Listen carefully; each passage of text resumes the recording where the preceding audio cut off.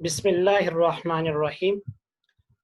میں ہوں doctor Qaiser Bilal, lecturer in department of Islamic and Pakistan studies, Kohat university of science and technology. Course hadith textual study and history, lecture number 9، code ISL 321۔ اور جو آج کا topic جس کو ہم آج انشاءاللہ کور کرنے کی کوشش کریں گے وہ ہے اصول حدیث۔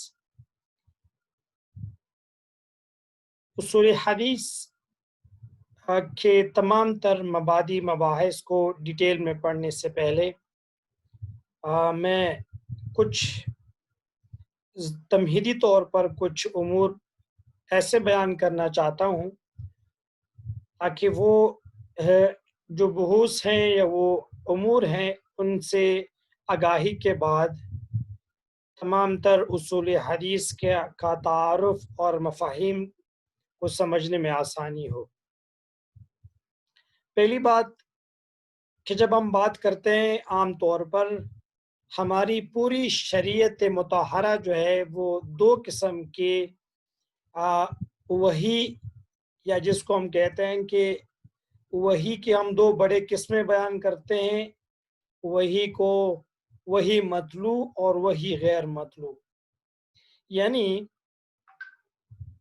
حضرت جبرائیل علیہ السلام کے ذریعے سے اللہ کے تعلیم کو اور اللہ کے احکامات کو اور اللہ رب العزت کے ہدایات کو محمد صلی اللہ علیہ وسلم تک پہنچنے کا جو سلسلہ ہے اس کو ہم وحی سے تعبیر کرتے ہیں، اور وحی کی ہم دو بڑے قسمیں بیان کرتے ہیں۔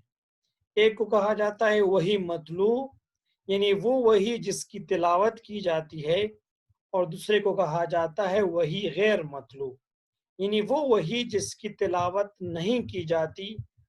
وحی مطلوع کی مثال قرآن پاک ہے، اور وحی غیر مطلوع کی مثال جو ہے وہ احادیث مبارکہ ہیں، اور وہ احادیث مبارکہ یعنی ان کی تلاوت نہیں کی جاتی، لیکن وحی مطلوع کے سمجھنے میں، وحی مطلوع پر عمل کرنے میں، وحی مطلوع کو صحیح طور پر زندگیوں میں ڈھالنے کے لیے وحی غیر مطلوع کا سمجھنا اتنا ہی ضروری ہے جتنا وحی مطلوع کا سمجھنا ضروری ہے۔ کیا مطلب اس کا یہ ہے کہ قرآن کے تمام تر معانی اور مفاہیم کو سمجھنے کے لیے ضروری ہے کہ ہم احادیث مبارکہ کو بھی سمجھیں۔ یعنی کوئی بھی قرآنی آیت اگر ہم مثال کے طور پر پیش کریں، اللہ رب العزت نے قرآن پاک میں متعدد مقامات کے اوپر نماز کا اور زکوٰۃ کا ذکر فرمایا۔ اقیم الصلاۃ وآتوا الزکاۃ، یعنی نماز قائم کرو اور زکوٰۃ دیا کرو۔ تو زکوٰۃ اور نماز، اب یہ اصولی طور پر حکم تو ہمیں قرآن سے پتہ چلتا ہے کہ اللہ رب العزت نے متعدد جگہ پر عند البعض 700 مرتبہ قرآن پاک میں نماز کا ذکر ہے، 700 مرتبہ سے بھی زیادہ، بالواسطہ یا بلا واسطہ۔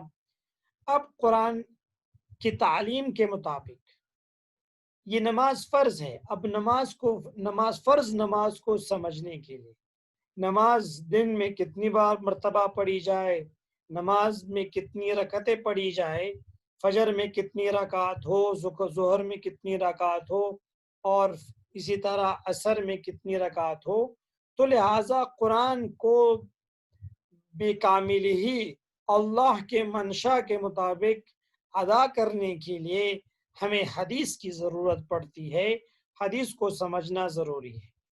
تو لہٰذا ہم کہہ سکتے ہیں کہ وحی مطلوع کو سمجھنے کے لیے وحی غیر مطلوع کا سمجھنا ضروری ہے، یا اگر ہم اس طرح کر کہہ لیں تو اس میں بھی کوئی مبالغہ نہیں ہوگا کہ وحی غیر مطلوع کا سمجھنا، وحی غیر مطلوع کی تمام تر تعلیمات کو اور ان کے اصول کو سمجھنا، یہ وہی مطلوب کے سمجھنے کے لیے جو ہے پری ریکویزٹ ہی ہیں، یعنی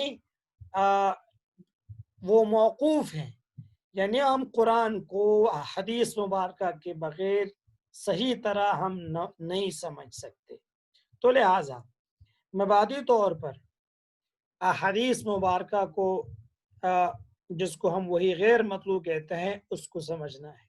تو لہٰذا اس ٹاپک کے اندر اصول حدیث کے اندر اب جیسے میں نے عرض کر دیا کہ وہی مطلوب کو سمجھنے کے لیے وہی غیر مطلوب کا سمجھنا ضروری ہے، یعنی قرآن کو سمجھنے کے لیے حدیث کا سمجھنا ضروری ہے، بعینی ہی اسی طرح حدیث کو سمجھنے کے لیے حدیث کے اصول کو سمجھنا ضروری ہے۔ تو لہٰذا ہم اگر حدیث کے اصول کو سمجھیں گے، حدیث کے ان تمام اصطلاحات سے ہم باخبر ہو جائیں گے، اور حدیث کے اصول کے مطابق حدیث اور یہ جو اصول ہے ان اصول کو جس علم سے تعبیر کیا جاتا ہے اس علم کو ہم علم اصول حدیث کہتے ہیں۔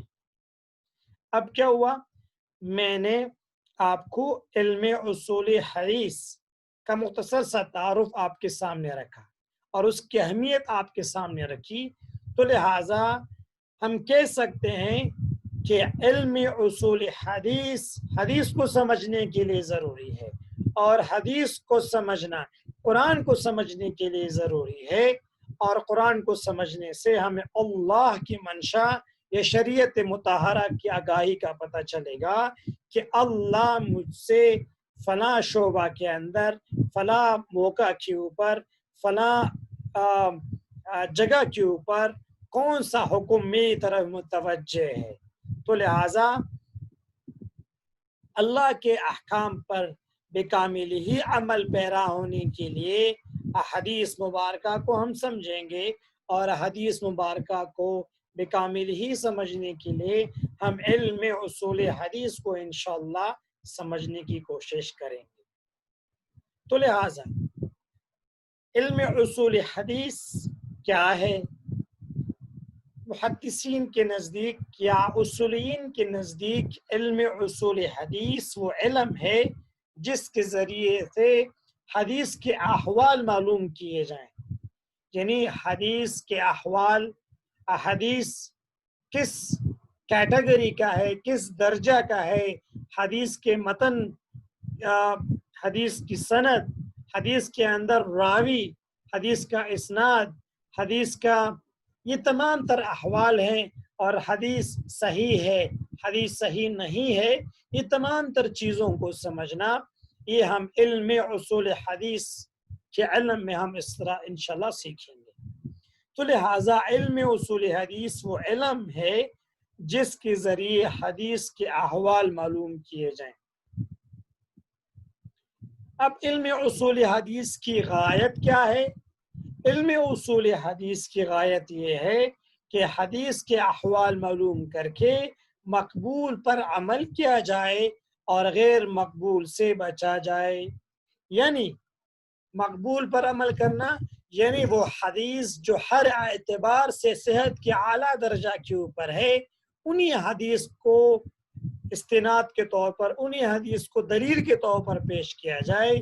یعنی کسی شرعی حکم کو سمجھنے کے لیے جب ہم حدیث کو پیش کریں گے تو حدیث میں ایسا نہیں ہوگا کہ ہم مقبول اور غیر مقبول ہر حدیث کو لیں گے، نہیں، ہم حدیث کے مقبول حدیث کو ہم انشاءاللہ لیں گے تاکہ ہمیں صحیح شرعی طور پر صحیح مسئلہ ہمارے سامنے آئے۔ تو لہٰذا حدیث کی غایت کیا ہوئی؟ علم اصول حدیث کی غایت یہ ہے کہ حدیث کے احوال معلوم کر کے مقبول پر عمل کیا جائے اور غیر مقبول سے بچا جائے۔ اب علم اصول حدیث کا موضوع کیا ہے؟ ظاہر ہے کہ جیسے موضوع ہر علم جس کے متعلق وہ اصول بیان کرتا ہے وہ اسی کا موضوع ہوتا ہے۔ تو لہٰذا جیسے جب ہم طب کی بات کرتے ہیں، میڈیکل، جس کو اگر اسی کے موضوع کو ہم بات کریں گے تو وہ انسان کہ وہ تمام تر انسان کی وہ بیماریاں ہیں، وہ انسان کا جسم ہے. اسی طرح علم اصول حدیث کا جو موضوع ہے وہ علم اصول حدیث کا موضوع حدیث ہی ہے. یعنی ہم موضوع کا مطلب کہ وہ علم کا مدار کیا ہے، یعنی وہ علم کس چیز کے گرد گھومتا ہے، یا وہ علم کون سی چیز کو ظاہر کرتا ہے، یا وہ علم کن چیزوں کو بیان کرتا ہے. تو جو جس چیز کے گرد گھومتا ہے، جس چیز کو وہ بیان کرتا ہے، وہ اسی علم کا موضوع کہلاتا ہے. تو لہٰذا علم اصول حدیث کا موضوع حدیث ہے. اب یہ تو باتیں کچھ ہو گئی علم اصول حدیث کے حوالے سے. اب جب ہم علم اصول حدیث کا موضوع حدیث ہے تو اب حدیث کے لغوی معنی، حدیث کے اصطلاحی معنی، حدیث کے مختلف اقسام کیا ہیں، اور حدیث میں مختلف اعتبارات سے حدیث کے ڈفرینٹ قسمیں بیان کی جاتی ہیں. تو لہٰذا ہم انشاءاللہ ان کو سمجھنے کی کوشش کریں گے. جب ہم حدیث کی بات کریں تو حدیث کی تعریف میں رسول اللہ صلی اللہ علیہ وسلم و صحابہ کرام رضی اللہ تعالی عنہم اجمعین و تابعین رحمت اللہ علیہم کے قول و فعل و تقریر کو حدیث کہتے ہیں، اور کبھی اس کو خبر اور اثر بھی کہہ دیتے ہیں. بعض محدثین کے نزدیک حدیث اور خبر اور اثر میں تھوڑا سا فرق ہے، اس کو ہم انشاءاللہ بعد کی کلاسز میں ہم آپ کو اپنی جگہ پر اس کا فرق بتائیں گے. لیکن یہاں پر اتنا سمجھ لیں کہ جب عمومی طور پر یہ ترادف کے معنی میں استعمال ہوتا ہے، یعنی کبھی کبھی حدیث کی جگہ پر خبر کا لفظ آئے گا، کبھی خبر کی جگہ پر اثر کا لفظ آئے گا، تو یہ ترادف کا معنی بھی رکھتا ہے. تو لہذا جب ہم مطلقاً کہیں خبر یا اثر کا معنی کا لفظ استعمال ہو تو اس سے مراد حدیث ہی ہوتی ہے. یعنی حدیث، اثر اور خبر یہ تینوں جو ہے یہ ترادف کے معنی میں بھی استعمال ہوتا ہے. عند البعض، بعض محدثین کے نزدیک ان تینوں میں تھوڑا سا فرق ہے، لیکن انشاءاللہ تعالی ہم اپنی جگہ پر اس فرق کو آپ کے سامنے رکھیں گے.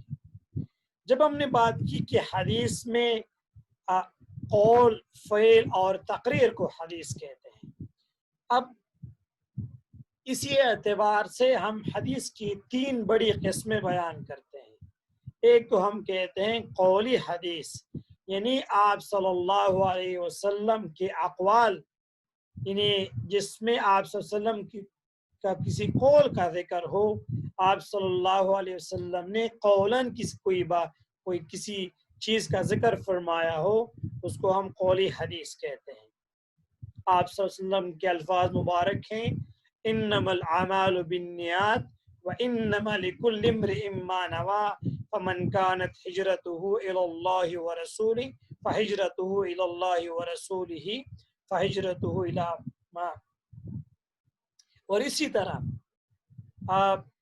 آخر ہی پوری لمبی حدیث ہے. آپ صلی اللہ علیہ وسلم نے قولی طور پر یہ حدیث ہمیں نقل فرمائی. پھر فعلی حدیث، آپ صلی اللہ علیہ وسلم نے عملاً کوئی کام کر کے دکھایا ہو اور اس کو ہم قولی حدیث سے تعبیر کرتے ہیں. اور اسی طرح تیسری چیز جو ہے وہ ہے تقریری حدیث. تو تقریری حدیث کو تھوڑا سمجھنے کی ضرورت ہے.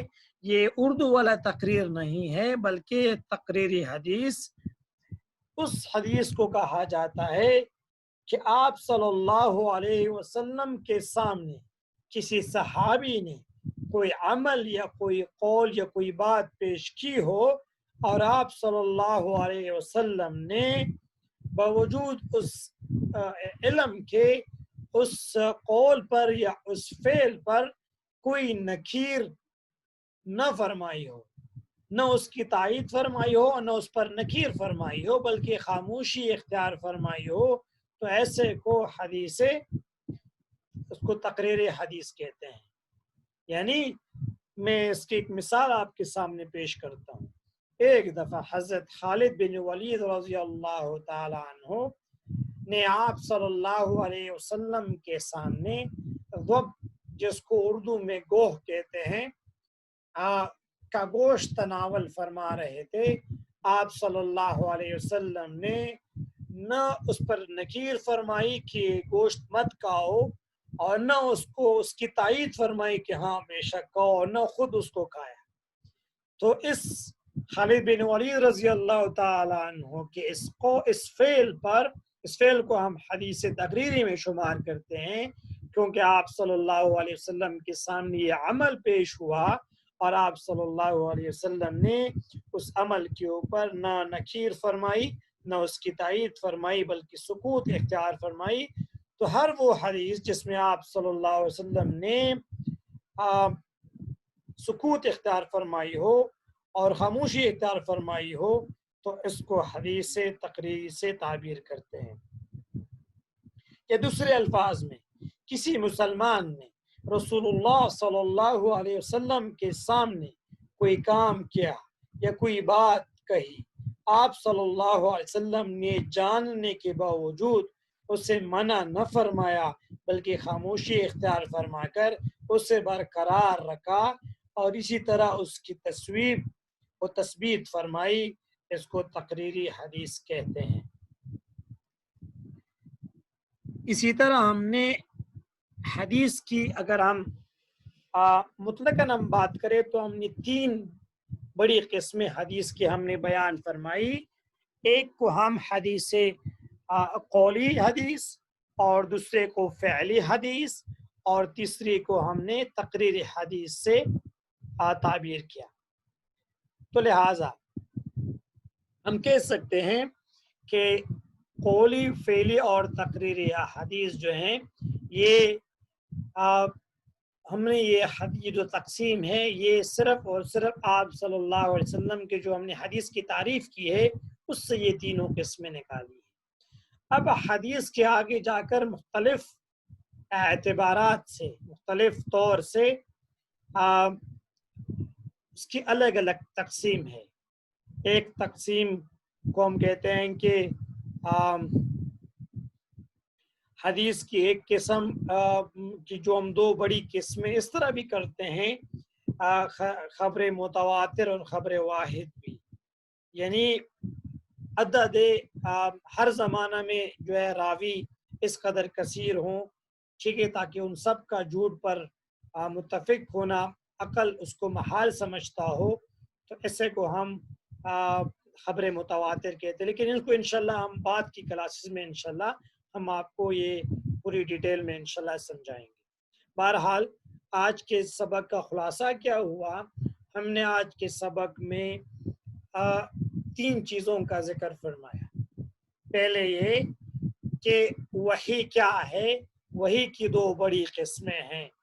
وحی ہم نے کہا وحی کے لغوی معنی چھپی ہوئی بات کے آتے ہیں، اور اصطلاحی معنی اللہ کے احکامات کو، اللہ کے تعلیمات کو محمد مصطفیٰ صلی اللہ علیہ وسلم تک حضرت جبرائیل علیہ السلام کے ذریعے سے پہنچانے کے عمل کو ہم وحی سے تعبیر کرتے ہیں۔ اور پھر وحی کی ہم نے 2 بڑی قسمیں بیان فرمائی۔ ایک کو کہا جاتا ہے وحی مطلوع، اور دوسرے کو کہا جاتا ہے وحی غیر مطلوع۔ وحی مطلوع سے مراد وہ وحی جس کی تلاوت کی جاتی ہے، یعنی مثال کے طور پر قرآن پاک۔ اب قرآن پاک پورا کا پورا مجموعہ ہے، جتنی بھی اس کے اندر صورتیں ہیں، آیات ہیں، ان کی تلاوت کا حکم ہے، ان کی سمجھنے کا حکم ہے، ان کی تلاوت کا حکم ہے۔ لہٰذا قرآن مثال ہوئی وحی مطلوع کی، اور دوسری ہوئی وحی غیر مطلوع۔ وہی غیر مطلوع سے مراد وہی جس کی تلاوت نہیں کی جاتی، اس سے مراد احادیث مبارکہ ہیں۔ اور پھر اس وہی غیر مطلوع کی بھی ایک فردر تقسیم یہ ہوتی ہے کہ وہی مطلوع میں پھر ہم احادیث مبارکہ بھی اور احادیث قدسیہ بھی ہم شامل کرتے ہیں، یعنی وہ احادیث جو اللہ کی تعلیم ہے، اللہ کا حکم ہے، لیکن وہ وہی مطلوع کا حصہ نہیں ہے۔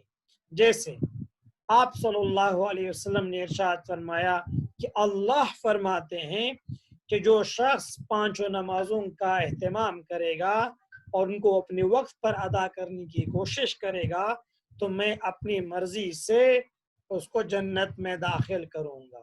اور جو ان 5 نمازوں کا اہتمام نہ کرے اور ان کو اپنے وقت پر ادا کرنے کی کوشش نہ کرے تو ان لوگوں کا میرے اوپر کوئی ذمہ نہیں، تو میں ان کو چاہے عذاب دوں یا چاہے جنت میں داخل کروں۔ تو یہ اللہ کا فرمانا ہے، لیکن آپ صلی اللہ علیہ وسلم کی زبانی ہم تک یہ بات پہنچی ہے، اس کو ہم حدیث قدسیہ سے تعبیر کرتے ہیں۔ تو یہ تو پہلی بات ہوئی۔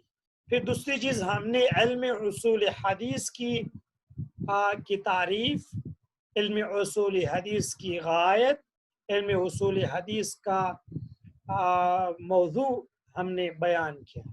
علم اصول حدیث کی ہم نے تعریف کی کہ وہ علم جس کے ذریعے سے حدیث کے احوال معلوم کیے جائیں وہ علم اصول حدیث کہلاتا ہے۔ علم اصول حدیث کی غایت یہ ہے کہ حدیث کے احوال معلوم کر کے مقبول پر عمل کیا جائے اور غیر مقبول سے بچا جائے۔ اور اسی طرح علم اصول حدیث کا موضوع حدیث ہی ہے، یہ دوسری بات ہو گئی۔ اور تیسری چیز ہم نے بیان کی وہ حدیث کی تعریف، رسول اللہ صلی اللہ علیہ وسلم و صحابہ کرام رضی اللہ تعالی عنہم اجمعین و تابعین رحمۃ اللہ علیہم کے قول و فعل و تقریر کو حدیث کہتے ہیں۔ اور پھر ہم نے آپ کو تھوڑی سی ایک چیز اور بھی شامل کی، حدیث کبھی اس کو خبر اور اثر بھی کہتے ہیں۔ حدیث خبر اور اثر میں ترادف کا معنی بھی پایا جاتا ہے۔ پھر ہم نے آگے 3 چیزیں بیان فرمائی، قولی حدیث، فعلی حدیث اور تقریر حدیث۔ آپ صلی اللہ علیہ وسلم کے اقوال، یعنی sayings of Allah's Prophet، ان کو قولی حدیث کہتے ہیں۔ ایکشنز آف Allah's Prophet، آپ صلی اللہ علیہ وسلم کے افعال کو فعلی حدیث کہتے ہیں۔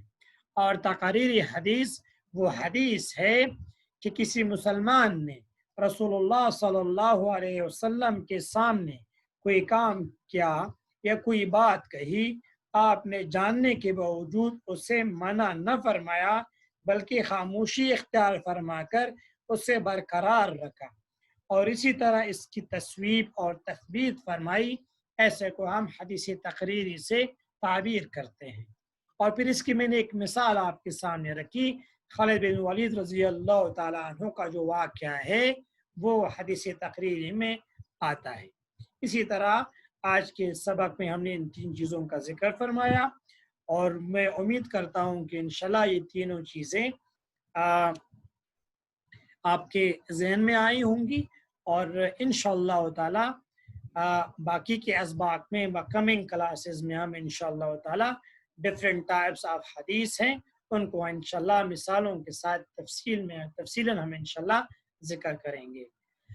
جو باتیں ذکر کی گئی، اگر ان باتوں میں کسی قسم کی کوئی اشکال ہو، کوئی سوال ہو، تو آپ مجھے واٹس ایپ کے ذریعے یا پھر آپ ای میل کے ذریعے سے آپ بتا سکتے ہیں، تاکہ کمنگ کلاسز میں پھر ان تمام سوالات کا جواب دیا جا سکے۔